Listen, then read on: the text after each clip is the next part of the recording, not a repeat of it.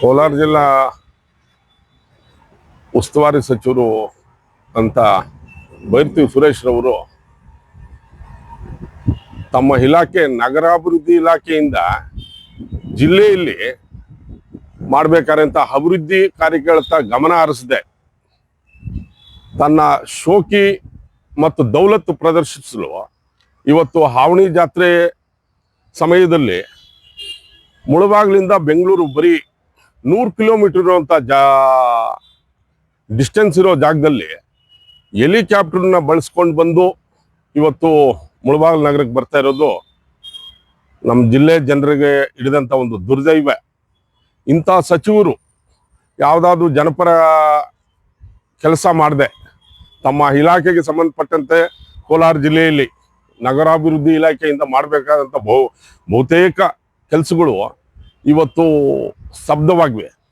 ಅದನ್ನು ಬಿಟ್ಟು ಈತ ತಮ್ಮ ಸೋಗಲಾಡಿ ಶೋಕಿ ಇದಕ್ಕೋಸ್ಕರ ಸರ್ಕಾರಿ ಹಣವನ್ನು ದುಂದು ವೆಚ್ಚ ಮಾಡಿಕೊಂಡು ಇವತ್ತು ಹೆಲಿಕಾಪ್ಟ್ರಲ್ಲಿ ಬರ್ತಾ ಇರೋದು ನೋಡಿದ್ರೆ ನಮ್ಮ ಜಿಲ್ಲೆಯವರು ಯಾರಾದರೂ ಉಸ್ತುವಾರಿ ಸಚಿವರಾಗಿದ್ದಿದ್ರೆ ಇವತ್ತು ಜಿಲ್ಲೆಯಲ್ಲಿ ಅಭಿವೃದ್ಧಿ ಕೆಲಸಗಳೇನಾದರೂ ಆಗ್ತಾ ಇತ್ತೇನೋ ಅಂತ ಒಂದು ಭಾವನೆ ನಮಗೆ.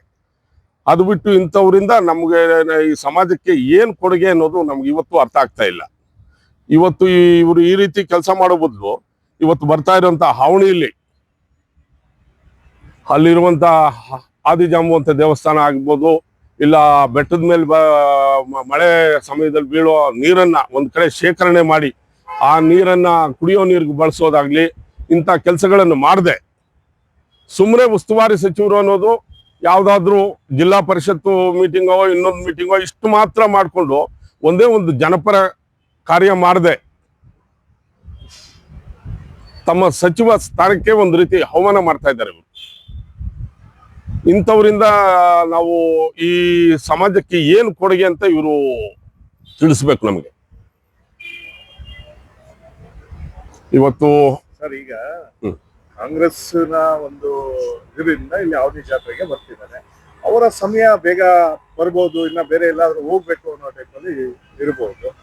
ಅದಕ್ಕೆ ಯಾಕೆ ತಮ್ಮ ಇವಾಗ ಸಚಿವರ ಮನೆ ಇರೋದು ಹೆಬ್ಬಾಳದಲ್ಲಿ, ಹೆಬ್ಬಾಳ ಬಂದು ಅವ್ರ ಔಟರ್ ರಿಂಗ್ ರೋಡ್ ಅಲ್ಲಿ ಇರೋದು. ಅಲ್ಲಿಂದ ಮುಳಬಾಗಿಲಿಗೆ ಬರೀ 1 hour ಅಲ್ಲಿ ಬರ್ಬೋದು. ಸಚಿವರಲ್ಲಿ ಬಿಟ್ಟಾಗಿಂದ ಹಿಡಿದು ಬೆಂಗಾವಲ್ ಪಡೆ ಜೊತೆಲಿ ಇರ್ತಾರೆ. ಅಲ್ಲಿಂದ KR ಪುರಂಗೊಂದು ಆ ಜಿಲ್ಲೆಯವರು, ಅಲ್ಲಿಂದ ಹೊಸಕೋಟೆ ಪೊಲೀಸವರು, ಮತ್ತೆ ಹೊಸಕೋಟೆಯಿಂದ ಕೋಲಾರ ಪೊಲೀಸು, ಕೋಲಾರಿಂದ ಮುಳಬಾಲ್ ಪೊಲೀಸು, ಇಷ್ಟೆಲ್ಲ ಇದಿಟ್ಕೊಂಡು ಬರೀ 1 hour ಅಲ್ಲಿ ಬರ್ಬೋದು.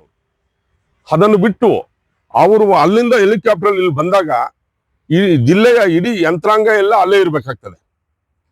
ಅವ್ರು ಹೆಲಿಪ್ಯಾಡ್ ಅನ್ನು ಕ್ಲೀನ್ ಮಾಡೋದಾಗ್ಲಿ, ಲೋಕೋಪಯೋಗಿಯಿಂದ ಬರೀ ಡೈರೆಕ್ಟ್ ಆಗಿ ಅವ್ರು ಬಸ್ ಇದು ವೆಹಿಕಲ್ ಅಲ್ಲಿ ಬಂದ್ರೆ 1 hour ಆಗುವಂತ ಕೆಲಸನ ಇಡೀ ಜಿಲ್ಲೆಯ ಎಲ್ಲ ಅಧಿಕಾರ ವರ್ಗ ಉಸ್ತುವಾರಿ ಸಚಿವರಿಗೋಸ್ಕರ ಇಲ್ಲಿ ಎದುರು ನೋಡ್ಬೇಕಾಗ್ತದೆ.